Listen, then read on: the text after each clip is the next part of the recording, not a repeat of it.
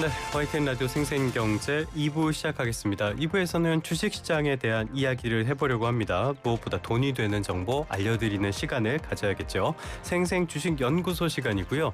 일단 지금 시장 상황 한번 점검해 보도록 할까요? 지난 이틀 동안 우리 주식시장 급등세를 기록을 했습니다. 그러면서 코스피가 3,700선까지 넘어서기도 했는데요. 오늘은 약간 장 초반에 조정을 받고 있습니다. 한 0.4% 정도 내림세를 기록을 하고 있는데요. 그래도 시가총액 상위 종목 가운데에서 SK하이닉스나 이런 기업들은 아직은 잘 가고 있는 중입니다. 특히 눈에 띄는 게 또 2차 전지 기업들인데요. 상황 종합적으로 점검해 보도록 하겠습니다. 저희가 종목 이야기도 많이 준비를 했고요. 간밤에 뉴욕 증시 상황을 보면요. 뉴욕 증시가 간밤에 조정을 받았습니다. 다우도 한 0.65%, 나스닥이 0.47%, S&P 500이 0.63% 이 정도 내림세를 기록을 했었는데요. 이 배경을 보자면요. 지금 여러 가지 우려 섞인 목소리들이 있긴 있는데 간밤에는 이 문제가 많이 불거졌습니다. 미국의 지역은행의 부실 대출 우려, 이 문제가 불거지면서 시장에 굉장한 우려를 준 건데요. 다들 잘 아시겠지만은 2023년에 실리콘밸리뱅크, 그러니까 SVB 사태가 있었습니다. 이런 것과 비슷하게 다시 한번 이 지역은행 쪽에서 부실 대출 문제가 터지는 것이 아니냐라는 우려가 있기 때문에 뉴욕 증시가 이렇게 조정을 받은 건데요. 관련된 내용은 AFW 파트너스의 이선엽 대표님과 함께 자세히 짚어보도록 하겠습니다. 대표님 나와 계십니까? 네, 안녕하십니까? 예, 안녕하십니까? 제가 앞에서 조금 많이 떠들었는데 코스피가 이틀 동안 질주를 하더니 오늘은 약간 조정을 받고 있어요. 이거 한번 살짝 쉬어갈 때가 되긴 됐죠? 예, 그렇습니다. 그동안 급하게 올랐기 때문에 쉬는 거에 대해서는 언제든지 쉬어갈 수 있다는 생각을 가지고 있고요. 예. 최근에 있었던 여러 가지 이슈들 같은 경우는 시장의 큰 방향성의 자체는 영향이 없다라고 보시면 될 것 같고요. 전체적으로 너무 뜨거운 국면을 좀 식혀가는 정도, 이렇게 보시면 될 것 같아요. 알겠습니다. 잠깐 쉬어가는데 지금까지 우리가 이렇게 고공행진을 했던 배경을 보면요. 역시 반도체 기업들이지 않겠습니까? 예. 반도체 기업들 이렇게 잘 나갔던 배경 뭐로 봐야 됩니까? 가장 중요한 게 최근에 AI로 인해서 반도체 수요가 굉장히 크게 늘어난 게 1차적인 원인이라고 볼 수가 있을 것 같습니다. 예. 지금 반도체 가격이 어느 정도나 많이 오르고 있느냐면 사실 역사상 가장 긴 기간 동안 오르고 있다, 이렇게 판단해 보셔도 될 것 같은데요. 지금 D램 같은 경우는 지금 30일 연속 상승하고 있는데 그 오르는 가격이 지금 거의 천문학적인 가격으로 지금 오르고 있고요. 이렇게 가격이 오르게 된 배경은 가장 중요한 게 지금 이제 AI라는 게 되게 전기를 많이 먹지 않습니까? 그렇죠. 예. 그 반도체도 많이 들어가고, 그래서 기존에 같은 경우는 반도체 중에서 우리가 보통 하이닉스가 했던 그 HBM이라는 그 반도체에 대한 수요가 되게 많았어요. 예. 그래서 기존의 반도체 회사들, 즉 삼성하고 하이닉스가 이 HBM을 만들려고 기존에 있던 반도체 그 공장들을 전부 다 HBM으로 전환해 놓은 거예요. 네네네. 그러다 보니까 우리가 알고 있는 일반 반도체를 만드는 그 공장들이 굉장히 많이 줄어들기 시작을 했는데 이게 또 시간이 지나서 이 AI가 이제 추론이라는 걸 하게 되고, 예. 그 추론이라는 걸 흔히 글만 하는 게 아니라 영상이라든가 이미지를 학습하게 되고, 그렇죠. 이걸 예. 또 저장을 하게 되다 보니까 기존에 있던 서버가 감당을 못하는 거예요. 데이터 센터들이. 그러니까 그 데이터 센터를 또 랜드도 필요하고 또 그걸 돌리기 위해서 또 어마어마한 반도체가 다시 필요한 세상이 왔는데, 반도체는 갑자기 너무나도 많이 필요한 세상이 왔는데 문제는 앞서 말씀드린 것처럼 만들었던 공장들이 HBM 만든다고 다 줄어들어 있으다 보니 엄청나게 그 공급은 없고, 그런데 수요는 천문학적으로 거의 역사상 최대 규모로 늘어나다 보니까 이런 현상들이 일어났고, 그래서 지금 어제 외국계 보고사 UBS라는 데서 보고서를 냈는데 내년 기준으로 삼성전자 영업이익이 90조, 그다음에 하이닉스가 80조라는 보고서를 냈습니다. 물론 이게 그럴지 안 그럴지는 두고 봐야지 알 수 있겠습니다만, 이번에 삼성전자가 영업이익이 10조라는 게 역사상 최대잖아요. 그렇죠?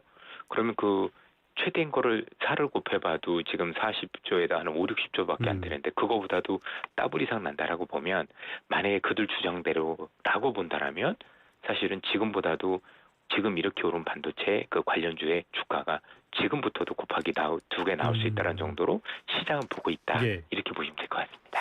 일반적인 기업들은 매출 10조만 나와도 굉장히 잘 나왔다라고 보는데 여기는 이익이 80조네요. 그렇습니다. 어마어마한 수요가 있다라고 볼 수가 있겠는데 그러면은 주가 움직임도 앞으로도 꾸준히 괜찮다고 봐야 되는 겁니까? 이미 그래서 오늘 같은 경우도 미국 시장이 밀렸지만 반도체는 예. 안 밀렸죠. 그렇죠. 마이크론 테크놀로지가 많이 올랐고 그거에 비해서 우리는 이제 덜 오르고 있긴 하지만 예. 어쨌든 간에 전반적으로 이게 쉽게 끝날 일이 아닌 것 같다라고 말씀을 드리고 싶고 왜냐하면 이 수요는 더 늘면 늘지 줄질 않아요. 그냥 네네네. 미국이 데이터 센터를 계속해서 건설한다라고 얘기를 하면 반도체는 그거에 곱하기 몇 배로 더 증가한다 이렇게 보시면 되는데 그러면 그 수요에 대해서 공급이 많이 늘어나면 예컨대 삼성전자 하이닉스가 공장을 더 많이 짓고 증설한다는 모르겠지만 그런 얘기들이 좀 없잖아요. 그렇죠? 그렇다면 가격은 더 올려받을 수 있을 것 같고 그러니까 네. 단순히 수요가 있는 게 아니라 우리가 공급을 해줄 수 없으니까 부르는 게 값이 돼버린 거예요. 지금 몇 배씩 올렸거든요. 가격을. 네네네네. 뭐 이거 가져갈 테면 가. 싫으면 말고 이런 식인데 그래도 전 세계에서 만드는 게 우리밖에 없잖아요. 그렇죠? 그러다 보니 이런 현상이 일어나고 있다. 이렇게 보시면 되겠습니다. 그런데 하나 짚어봐야 될 게요. 삼성전자나 SK하이닉스 이렇게 주가가 오르고 나니까는 공매도 잔고도 많이 늘었다고 해요. 예. 일반적으로 공매도 잔고가 들어가는 시점은 이제 주가가 하락할 시점 정도로 보는 경향이 있잖아요. 이거는 어떻게 해석해봐야 될까요? 그렇지는 않습니다. 예. 공매도가 늘어난다라는 건 사실 공매도의 용도가 여러 가지가 있어서 네. 주식을 불리는 경우들도 있는 경우들도 많고 또는 이제 그 우리가 알고 있는 보통 롱숏 펀드 이런 데들 같은 경우는 균형을 맞추게 사는 경우들도 있거든요. 네. 대체적으로 공매도가 늘고 나서 공매도 세력이 무력화된 경우도 굉장히 많습니다. 그렇죠. 네. 예. 그래서 사실 제가 보기에는 크게 신경 쓸 만한 내용은 아니지 않을까 싶습니다. 네네네. 알겠습니다. 지금까지 반도체 살펴봤고요. 한 섹터만 더 보도록 하겠습니다. 2차 전지 갑자기 눈에 띄어서 여쭤보려고 그러는데요. 최근에 2차 전지 기업들의 주가 흐름이 상당히 좋네요. 예. 제가 모 방송에서도 최근에 한 두 달 정도 됐던 것 같아요. 예. 2차 전지 쪽에 대해서 큰 변화가 생기고 있고 긍정적이다라고 해서 뭐 썸네일도 달려지고 그랬던 걸 그때 보셨을 샀어야 텐데요. 됐는데. 네. 예, 이게 왜 이런 현상들이 벌어졌냐면 전기차 때문에 좋은 건 확실히 아닙니다. 결국엔 이게 뭐 때문에 좋아진 거냐면 결국 전력 때문에 좋아진 건데 예. 크게 두 가지 이유가 있습니다. 하나는 지금 미국에서 이 엄청난 데이터 센터들이 지어지는데 문제는 이 데이터 센터를 짓고 나니까 제일 필요한 게 전기예요. 그렇죠. 네. 예, 그런데 전기를 지금 감당할 수가 없어요. 자, 우리가 이 감당할 수 없는 전기를 하려다 보니까 기본적으로 지금 그래서 원자력도 좋고 LNG 발전소도 좋고 다 그렇단 말이에요. 예. 문제는 이거 언제 지어요? 전기는 당장 필요한데. 네. 그래서 지금 미국에서 많이 일어나고 있는 거는 지금 엄청난 태양광 수요가 일어나고 있고 그 태양광에 대한 간헐성을 해소하기 위해서 보통 ESS라고 불리죠. 에너지 저장 장치요. 예. 아마 투자자분들 지금 들으시면서 예전에 우리 그 데이터 센터를 다 어디다 지었는지 아세요? 우리나라 네이버 데이터 센터가 춘천에 있어요. 네네. 왜 거기 있냐면 열이 많이 나서 열을 식히기 위해서 그런 거거든요. 네. 근데 이번에 그 오픈 AI가 짓고 있는 그 스타게이트라는 그 엄청난 데이터 센터 그거 텍사스에 지어요. 거긴 열을 식힐 수 있는 곳이 아니잖아요. 그죠? 더운 데인데. 예. 왜 그러겠습니까? 태양광을 얻기 위해서예요. 예. 그래서 근데 그 태양광을 얻으려면 그만한 ESS가 필요한 게 첫 번째고요. 예. 두 번째는 뭐냐면 AI라는 놈이 되게 웃긴 게 이게 전기를 먹을 때 어떻게 먹냐면 보통 전기는 일정하게 흘러야 되거든요. 예. 근데 우리가 알고 있는 이 AI는 엄청나게 학습을 많이 할 때는 GPU가 20만 개 쓰였다가 또 이제 질문의 수준이 낮으면 뭐 GPU가 10개 쓰였다가 이렇게 해서 변동폭이 되게 커지는데 이게 우리가 일반적으로 쓰던 전기에 비해서 변동폭이 15배가 넓어요. 근데 전기는요. 일정 주파수가 있어야 되는데 그 주파수가 위로 튀어도 정전이 오고 밑으로 튀어도 정전이 와요. 네. 그러면 이 정전을 방지하려면 뭐냐면 ESS라는 장치를 통해서 이걸 안정화시켜 줄 수 있는 거거든요. 그러니까 지금은 두 가지 문제. 첫 번째는 전력이 너무나도 부족한 전력 부족의 문제를 해결하기 위해서 ESS가 필요한 거고 두 번째는 지금 전력의 질, 전력이 일정 주파수를 유지해야 되는데 이걸 잡기 위해서도 ESS가 필요해지다 보니까 새로운 수요처가 생기면서 오르고 있다 이렇게 보시면 되겠습니다. 이렇게 전력 문제가 있다면은 SMR이라든지 원전이라든지 이런 쪽 주식도 지켜볼 만한 겁니까? 지켜볼 만한 게 아니라 지금 미국에서는 급등하고 있습니다. 예. 알겠습니다. AI의 필수적인 게 데이터 센터 또 이렇게 전력 설비 이런 것들이니까요. 이런 시장도 관심을 가져주시면은 어떤 기회가 있지 않을까라는 생각이 드네요. 자, 미국으로 한번 가보도록 하겠습니다. 간밤에 뉴욕 증시는 조정을 받았고요. 이게 3거래일 연속이었던가요? 약간 조정을 받는 분위기인데 지금 여러 가지 변수가 있는데 간밤에 영향을 미친 거는 지역은행들의 부실 공포였던 것 같아요. 어떤 일이 있었던 겁니까? 예, 사실 그 몇몇 은행들 같은 경우가 사실 그 대출 문제 때문에 지금 안 좋아진 케이스가 된 건데요. 이 대출 문제가 사실 사기 대출입니다. 아. 그러니까 보통 이제 담보를 잡을 때 그 담보를 허위로 작성을 하면서 예. 보통 은행이 이제 돈을 빌려주고 그러면 부실해졌을 경우는 그 담보를 대출해서 이 선순위로 그 뭐 건물을 가져간다거나 뭐 이렇게 하잖아요, 그죠? 네네. 근데 가져가려고 하다 보니까 그게 다 허위인 거예요, 그죠? 그러니까 이게 일반적으로 사람들이 야 이게 시스템 위기냐 정말 큰 위기로 번질 거냐 이거는요 예. 사기 대출에서 벌어지진 않아요. 그렇죠. 뭔가 네네네. 구조적인 문제가 있을 때 벌어지는 거고 지금은 일부 기업이 사실은 대출과 관련해서 너무 느슨해졌던 거죠. 사기를 왜냐하면 당했다는 거네요. 예. 그러니까 어떻게 보면 이런 겁니다. 엄청나게 거액 대출해주면서 확인도 안 한 거예요. 그렇죠? 그리고 나서 나중에 문제가 생겨서 보니까 다 사기였던 거고요.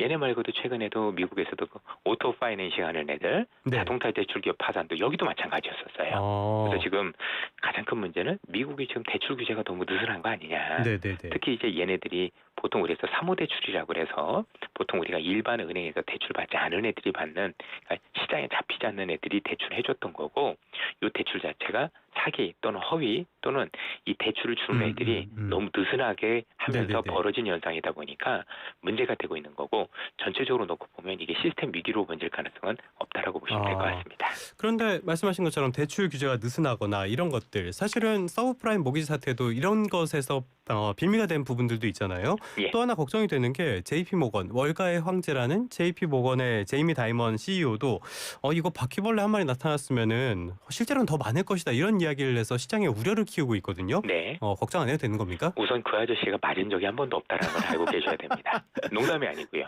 일러주겠다. 네. 굉장히 보수적이신 분이라 그렇고요. 이렇게 말씀드리면 쉬워요. 하여튼 실리콘밸리 은행 사태가 됐든 네네네. 아니 2008년에 했던 금융위기가 됐든요.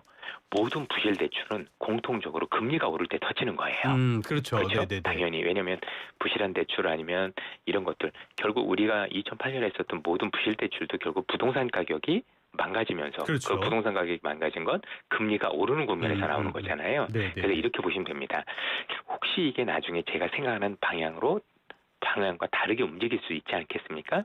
그러려면 무조건 하나의 조건이 필요한데 그거는 무조건 금리 인상이 됩니다. 네네네. 실리콘밸리 은행도 그때 금리가 급격하게 인상이 되면서 그렇죠.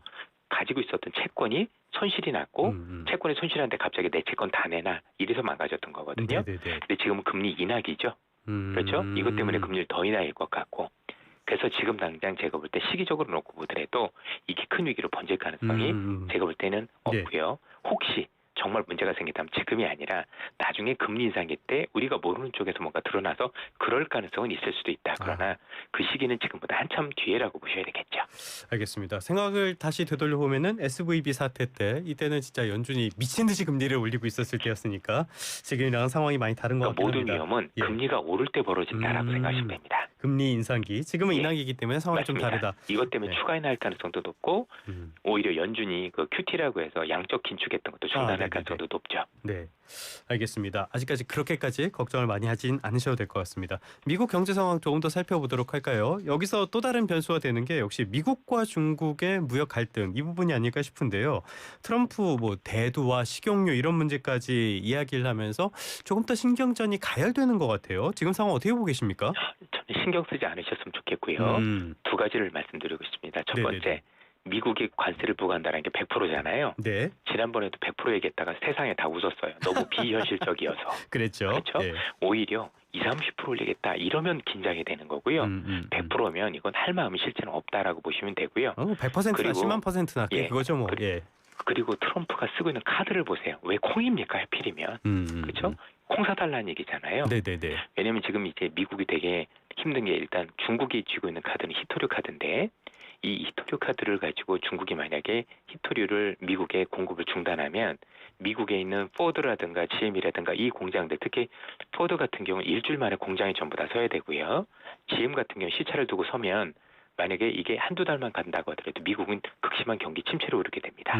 그러면 트럼프는 다음 내년 10월에 있었을 중간 선거에서 이길 가능성이 없어져요. 네네네. 그래서 일단 불리한 이슈는 무조건 누가 볼 때도 트럼프가 저게 굉장히 불리한 입장이다. 이렇게 보시면 될 것 같고요. 이런 상황에서 결국 트럼프가 얻고자 하는 거는 저희들이 볼 때도 일단 콩 많이 사달라. 이것도 웃긴 거예요. 네. 왜냐면 중국이 원래 미국 콩 다 사줬었거든요. 그렇죠.